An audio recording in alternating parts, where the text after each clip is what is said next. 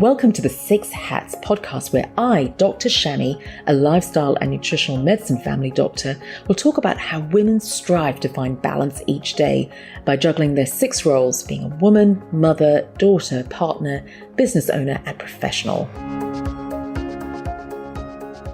Hello, everyone. Welcome back to the Six Hats podcast. And today I have Tracey Mcbeath with us. Now, Tracey is a mum, wife, coach, mentor, personal trainer, author, Tedx speaker, podcaster, and friend. Now, Tracey is Melbourne-based and she is a mum to 5 kids aged from 21 to 8 years. Now, after doing a Bachelor of Arts degree majoring in teaching when she finished school, she ended up working in human resources until she had her first of 5 kids. Now, around the age of 30, she was ready for a career change and became a qualified personal trainer. Then a few years ago, she moved into health coaching, and this is where her passion and purpose really lives.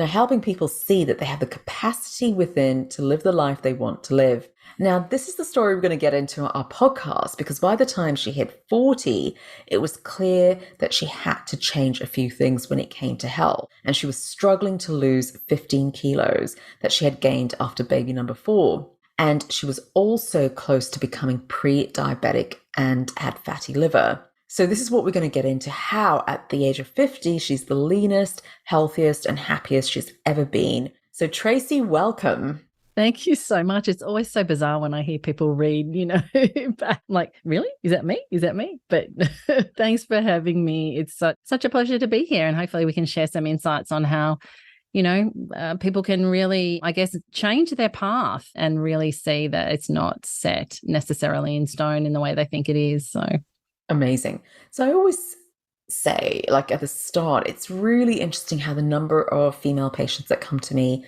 in their 40s gain some weight, but does that happen anyway? Almost a helpless state and almost like resorting to, but that's aging. Yeah. I expect it and I can't do anything about it. So I really want to hone in on that and saying, no, it's not natural. No, it's not normal. There's so much we can do. And often they feel almost lost in their journey because that's what they're hearing and that's what they're seeing. And I'm really inspired by your story, Tracey, and I think so many people need to hear it. So I'd love to dive into that. And I'd love to know, what was the tipping point where you go, this is not right. I'm not going to accept these kind of values. I'm not going to accept pre-diabetes and I can do something about it. Yes. I mean, that was 10 years ago now, and it has obviously transformed my life. And I think, first of all, it's so innocent to sort of think that it is normal. We see it everywhere. We get older, people think 40 is old and they start gaining weight and everything stops working, as it has been. And we try to do the things that we're told. We try to do the things that we think are right. But, even what used to work maybe 10 years before that stops working, the classic, dieting that I was on for years and, eat less, move more type stuff. Everything just kind of stops working around 40. And I think I was actually really fortunate to get a diagnosis because it did wake me up a little bit. I was a personal trainer and I was at the time, I had my 4th baby and I was about 18 kilos heavier than I am now. I think what the diagnosis did was just shake me out of that continuing down the same path. It's so innocent. I think that's what we do. We kind of stuck on this tunnel vision or this sort of one-trick pony that this is all I know. And we don't stop and consider, well, actually, I need to turn in a totally different direction and I need to just completely change what I'm doing. And that's what that diagnosis did. And I remember clearly, after I sort of got over the shock, like, how can this be? Because I'm a personal trainer and, I'm overweight, but I'm still pretty fit. And apart from, a bit of dependency on alcohol and crappy sweet stuff, I did overall think I was eating pretty right. I was eating the guidelines and all that stuff. So I kind of got that over that shock. I realized that I did have a choice, that I was actually being given this choice. Well, you can either, I guess, in a way, bury your head in the sand, which is innocent. Like, I can just sort of lie back and become a victim, I guess, of the path and just continue on that journey. And yeah, it's just how it's meant to be. We get overweight as we get older, we get sick, we get reliant on medication. I don't know, but there was just something in me goes, no, that's not right. There's something I'm missing. I'm the one that needs to do a bit of research here. I've got to find out what that is. And I do clearly remember having that conscious choice. I had a lot to live. We've all got a lot to live for, but I had 4 little young ones and another one that was going to come. And like, I just don't get it. So yeah, it led me down a search of just trying to find out what I was doing wrong, and it is not, it was an innocent thing. And this is what I want people to see. I'm always in that space of, it isn't your fault. You are doing what you have been told to do. You are doing the best you can at the level of awareness and with the information that you have. But if it's not working, you have to be the one to take responsibility for that and find different information and just change the way you're doing it. And I was fortunate enough to come across someone who told me about low carb, told me about it was, sugar, not fat. At 40, I was still under that illusion that fat was making me fat. So everything was low fat, but of course, everything was high carb and high sugar. And, that was creating a brain that was very much dependent on continually eating, thinking about food all the time. I know many of your listeners, been there and felt that. And it's just that almost like a powerlessness, because our body, my body was just not metabolically well, and it was trying to get the nutrients. It just couldn't get it. So I guess the best thing that ever happened to me was the diagnosis. But then I had to pluck up the courage to stop listening and believing, what I had believed, and go down a path of challenging that and finding new information and then putting it into practice. And that's very uncomfortable, because I started to, lower my carbs, reduce the sugars, eat more fat, eat more meats. And even today I still get, but that's going to make you sick. And I'm like, well, no, because I'm actually healthy now and lean, and I'm not insulin resistant. I've got no fat in my liver. But when I was doing what we all thought was healthy, I was getting all that. So we have to, be honest and look at what we're doing. I think we try and, it's cognitive dissonance in a lot of ways, and it is innocent. We don't really want to look at what we're doing. We don't really want to change it. It's very uncomfortable to do that. But I do think that aging or poor metabolic health, being overweight, having no energy, being on a whole lot of medications, having all this stuff, I don't believe that is the normal path. I think it's a common path because of what most people are eating and the lifestyles that most of us are in the modern world. But I think with a bit of effort and with a bit of courage, we can change that. And, I'm a testament to the fact that it doesn't have to be that way. I'm 10 years older now, and I'm fitter and healthier than I was, really 10 to 15 years ago. Amazing, amazing, Tracey. And we can definitely dive into all the common reasons, especially after the age of 40, especially for women, what leads to that weight gain around the tummy. But before I do that, what was your first step? Like you mentioned low carb, but how did you start it? Was it something simple as, right, I am going to increase my fats and take away sugar? Yeah, well, it wasn't even the fat first. I think it was actually just the sugar. I mean, I remember reading a book. It was a personal training client, had told me about a book by David Gillespie called Sweet Poison. Yes, I remember that. Yeah. Well, she sort of put that in my face, and maybe a couple of years earlier, and I'd gone, yeah, right, hadn't even looked at it and dismissed it straight away because, no, we need sugar, we need, all of our brain needs that, I was totally locked into my belief that we needed all of that to function. But it wasn't, obviously, when I got the diagnosis and, I sort of came across that book again. So for me, it was the sugar first. I definitely started taking the sugar out. I mean, I probably went the long way around, much longer than what I take my clients on now, but it was the sugar first. That sort of got me to a certain point. And then it was I started to understand, well, hang on a minute, even bread and rice and pasta, all those things that we think are sugar-free are actually not, once we eat them. And of course, they metabolize as glucose in the body. So we started to look at changing that as well. My husband did it with me. So he's 10 years older than me, didn't have the same health issues, but he was getting overweight. And he was a martial artist, very fit, very active. And so we started doing this together, which was great. Yeah. And then really it was just a path of continuing to experiment and continuing to explore. And, I did want to do it all at once, but, I couldn't, because you're changing everything. You're changing the family as well. You're changing the kids, you're changing habits, you're changing the way you cook. It's big changes. And I think it's easier to do it in small steps. And that's how I did it, and just sort of, listened to my body and kept getting blood tests and kept getting updates and how's it going. And obviously the weight did start to come off.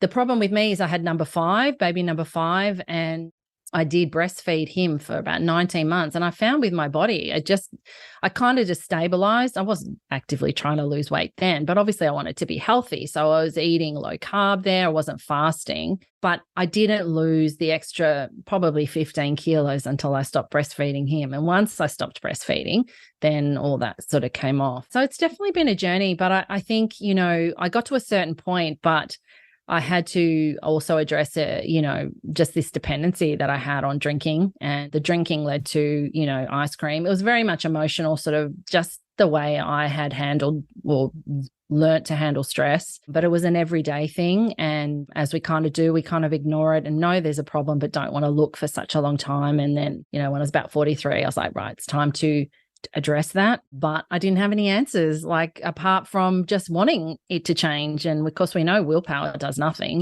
Wake up every morning going, I'm not going to do it today. Today's going to be the day, but I never could. 5 o'clock would hit and my mind had been going from hours before that, looking at the clock, waiting for 5 o'clock to hit so I could have a glass of wine. And, that was just never one glass. And then it was always the chocolate and the ice cream after that. Wow. It was the only way I knew to get through the day with young kids. I had no other resources, no other options available to me. I just couldn't see it. So yeah, led me on another journey to find some more answers and more puzzle pieces on how I could, really overcome it. I had the knowledge. I knew it was damaging. I knew it was not good. I knew I wanted to stop, but I just couldn't stop.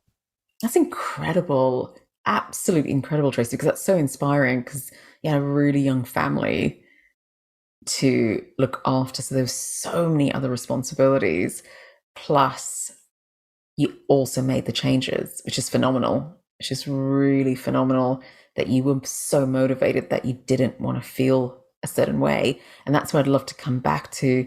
Like what you said, you had the knowledge, you knew what to do.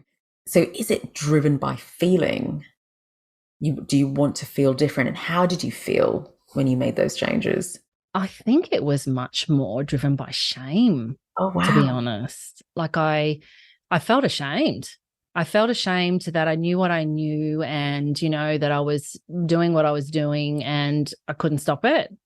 And, of course there was I wanted to be a better mum. Like I would wake up feeling hungover every day. And of course, I just wasn't able to be the best mum I knew I could be. How can I? I was tired just from being a mum, but of course had all that extra toxin, and all that alcohol in my brain and my body. And I felt it every morning, and it was just Groundhog Day. It was just, this is ridiculous. I think you just have to get to a point where enough's enough. And that's what I got to. Enough's enough. I've got to find the answers here. I've just got to find them. And that drive to do that, it hasn't stopped for me, because what actually happened was I got qualified as a health coach. I did the certified Banting coaches course. So I love low carb. To me, it just makes so much sense. Yep. Love it. Wanted to bring it into my personal training so I could help my clients with food instead of telling them to eat a banana and a yogurt and all that stuff that I had been doing. So I did get qualified, and, I had this other stuff going on, but I was busy around it. We kind of get busy around it. We kind of don't really we don't know the answers. We can't really confront the issue. So we get busy doing all this other stuff. I started coaching, and obviously, throwing this in, talking more with my personal training clients. And I realized that this was a common issue. That, hey, it wasn't just me experiencing this. There was, to a degree, pretty much every single client I sat with had a problem with either eating processed foods, sugars, and or alcohol. Yeah. So, what actually happened was I came across something called the 3 principles, which I do integrate into my coaching now. I call it insight-based coaching. It saved my life. It was the answers I was looking for. And what I did was I gathered a whole lot of my clients and people who were in my world together. And I said to them, look, found something here that's really helping me, I guess, take back control and really, heal my mind and heal my body. Are you interested? Because I don't really know how to teach it. I don't really know if it's relevant to you or not, but will you just sit with me once a week and we can just discuss it? And of course I had about 20 women. They were all women at the time, but 20 who were really interested. And that's what we did. Wow. And let's jump into the three principles because I love it and I'm so inspired. It was life-changing for me as well. And funnily enough, I did interview the two therapists whose psychology has it backwards. So it's in this season as well. And it's phenomenal. So Tracey, I'd love for you to explain, like, how did the three principles, which is mind, consciousness, and thought, work for you when it came to, right, I'm going to stop drinking, I'm going to stop sugar? How did that work for you? So I didn't find them first. So there was a stepping stone into that. So what I did uncover was a book called Brain Over Binge. And what I got from this book in one single sentence was that I didn't have to act on a thought, and that everything I was doing was a thought that I was acting on. And it's amazing how that changed the way I was looking at everything. Now, it didn't stop my drinking overnight, but what I started to see was that there was a thought that said 5 o'clock was okay to drink. There was a thought that said drinking was an escape from, uncomfortable feelings. There was a thought that says all this stuff that, that I had been acting on so long that had become a habit, just like cleaning my teeth. So it wasn't really a choice, but it was still coming from thinking within me. So that book started to really shift, everything in terms of that. And from that book, I came across a lady called Dr. Amy Johnson, and she was my foray into the three principles. And that just opened up my world beyond unbelievable, realm of, you can't even imagine it. It's like nothing outside of me has changed, but everything changed from within me, and everything I was looking at just changed, because what I started to see, thanks to the three principles, which is an understanding of how we work, was that I wasn't broken. Yeah. Yeah, I wasn't broken. There was nothing wrong with me. I didn't have to search for a fix. I needed to search for understanding. And I needed to understand that everything, I'd said before I was doing, because I didn't see I had a choice. It was the best thing I could do with what I knew. So what I had to do was create the space to have more awareness and insight and really understand how my experience of life was being created.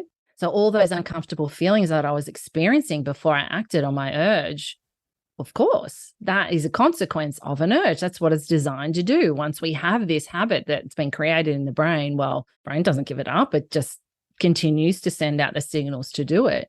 But that's not who I am. I'm not my uncomfortable feelings. That's not me. That's not Tracey. I was able to have those experiences without actually being in them, and without, thinking that I had to act on them, or I wasn't frightened by them anymore. I think the three principles, there's Sydney Banks, who is, I guess, the man who put form around this from an, incredible insight that he had back in the 70s.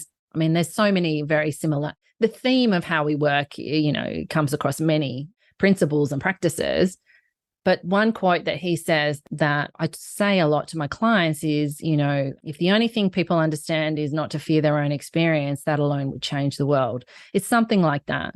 And I think that's what happened. We have these experiences. We don't understand where they're coming from, which is within us. We think that's coming from without it. It's coming from over there. It's coming from my kids. It's coming from my husband. It's coming from something else. We have these experiences within us. We fear them. We don't know what to do with them. And then we innocently create a whole lot of ritual to get rid of them. And that for me looked like drinking and eating or yelling or, just being very reactive to my emotions, because I didn't have any awareness that it wasn't who I was. And I didn't know I didn't have to be in it all the time, and I didn't have to fear it.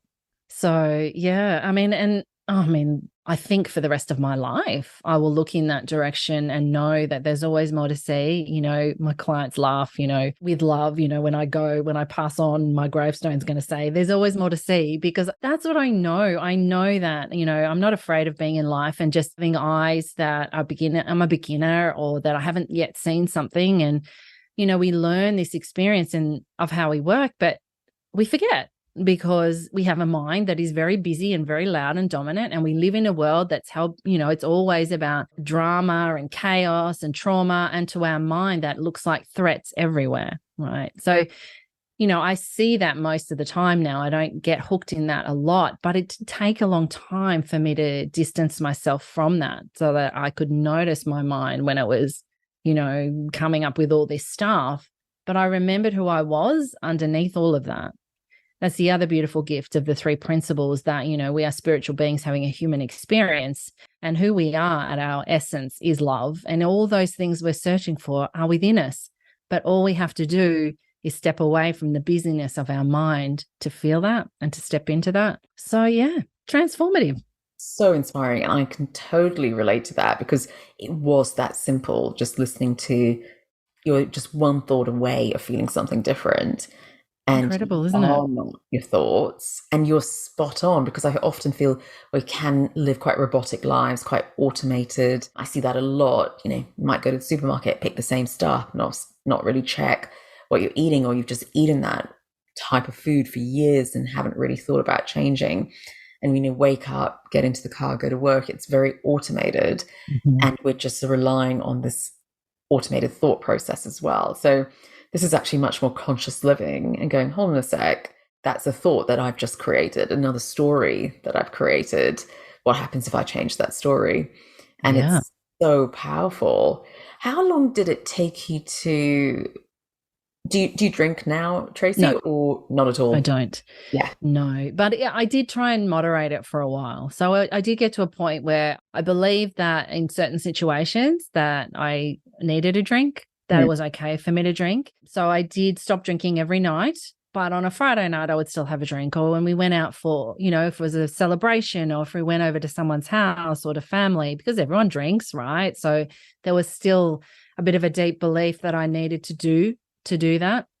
But I think what that did was, it kept me locked, I suppose, in having to kind of, navigate that thinking a lot, because after I would have a drink, I call it like gremlins, the gremlins kind of woke up, and I found myself over the next few days looking for it. And yeah, it was probably only maybe a year ago that I had my last drink, and I haven't had one since. And I'm very, that's made that choice to not drink now. And I am very comfortable with that. And I just love that I can go anywhere and, alcohol doesn't even come into my mind anymore. Amazing.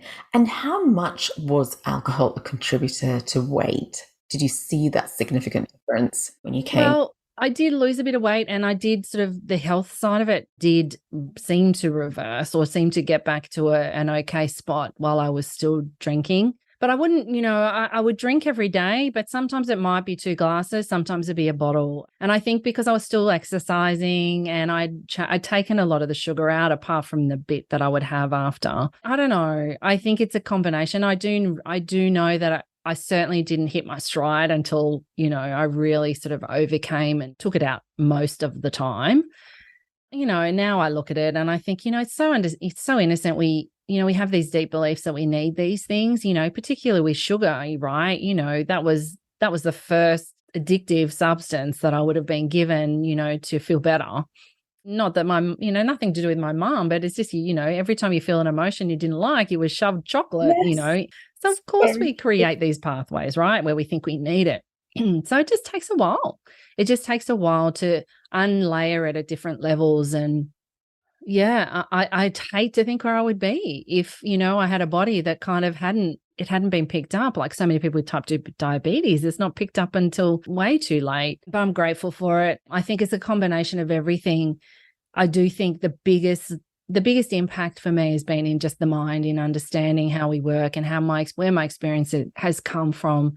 That's really transformed everything. And I feel like now that there's nothing outside of me that has any power over me anymore. It's I've anchored. I know who I am. I'm anchored within. Doesn't mean that I don't experience stress and I don't experience uncomfortable situations. I've got 5 kids, they come in with lots of different things, but I trust myself. And I know that when I am centered, when I'm in the present moment, I will always know how to handle it.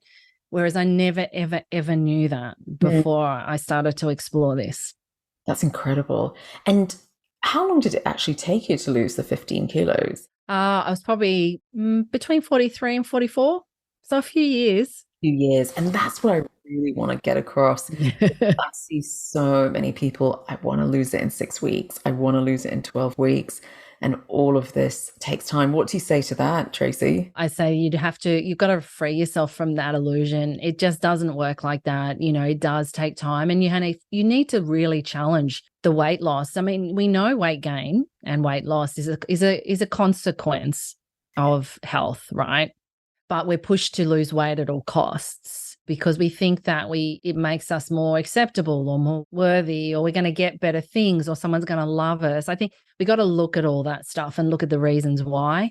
But weight loss is never, as far as I've seen it anyway, anything quick comes back on, and it's not about healing. We want to look at healing. And I get all my clients, the weight loss will take care of itself. Will it get to a point where you were at 20? Probably not. You got to release yourself of that and focus on the health. You want your body to be metabolically well. You want your brain to show up for you. You want to have the energy to get through your day. And you want to focus on keeping your muscle, which we know declines from 40 onwards. So if you do those things consistently, the weight loss will happen at its own pace. It's not your pace. Absolutely. And I think once you get around that, you start enjoying the process. And exactly what you said, you go, wow, I feel good. I've got more energy. I'm doing more things, rather than focusing on the numbers on the scales, which really, make, can feel quite deflated if that's the focus. It's really important to shift that focus as well. Now, before I get on to my last question, I'd love for you to share any advice. So one of my patients is looking to lose weight, and she's acknowledged the alcohol intake. However, her partner drinks a lot. And so what happens in the evenings, he tops up her glasses and, goes to the local pub. And if she doesn't go, she doesn't really see him. And so she's living in an environment that is influencing her decisions. How does she take back control? Yeah, well, that's a big one. All these are opportunities for you to step into your own life and to start making choices that are for you. I work with a lot of clients that are a very similar situation. We need to focus on ourselves at some point. We are making choices, but we're not making the choices that are right for us. And I get it, because there's a fear of what our partner might think. There's a fear of our relationship might unravel. There's a whole lot of fear, but there's also a whole lot of possibilities unknown that your mind's trying to navigate around, making a different decision that you can't possibly know until you do. But at the end of the day, you have to be the one responsible for your choices that you make. And I just think these are incredible opportunities to sit down and have a conversation with your partner or with, whoever it is that looks like you've decided to make a different choice. And these are the reasons why. Now, if you love this person, what I encourage my clients to do is to expect them to be a little bit confronted by that. So people kind of know us by who we are and, or the behaviors that we've got. They've got an image of us in their mind. When we change that, they will be confronted by potentially, oh, well, what you're saying I shouldn't be doing that too. It makes it about them. They get a bit uncomfortable. They might be reactive. They might be upset about it. They might not, but be prepared that they might be. But I think if you love them, you just have to hold the space. I say hold the space for your partner to come to terms with you making different choices. If you make your choices and you can't push your choices onto them, you have to free them to make theirs. So he might for a little while still go to the pub, but then if you don't pressure him, if you don't put your any expectation on him, he may turn around and say, you know what, I'm going to stay home with you. And, it's about embracing who you are, stepping into who you are, making your choices for you, but allowing other people around you to make their choices as well. We cannot change anyone. We can only love them as who they are, but leave the space open for them to come to, their own decisions for themselves. And you never know, your mind's going to try and navigate what that risk might be. But you know what? You know what the risk is if you don't change, right? And, your health is so fundamentally so important. So if it's something that you change, you've just got to find the courage. And when I say find the courage, I actually mean change and act differently. The courage comes after. Don't sit around waiting for courage to act differently. It's not going to come. You really just have to step into, okay, I want to make a different choice today. Yeah. And then the courage comes, every time you do that. But we really just have to be true to who we are. And sometimes that looks like changing and making a different choice, but we're not responsible for how other people react to that. We just have to hold the space with love and, it'll be as it is. It's no guarantees, right, that it'll work out. But, I think at the end of the day, if we don't stand true to who we are, we do regret it. It's important to be true to us. Beautiful answer, Tracey. Now, before I let you go, I'd love to know, and I'm sure my listeners are really curious, you wear so many hats, quite phenomenal. How do you manage those stress levels? What do you do?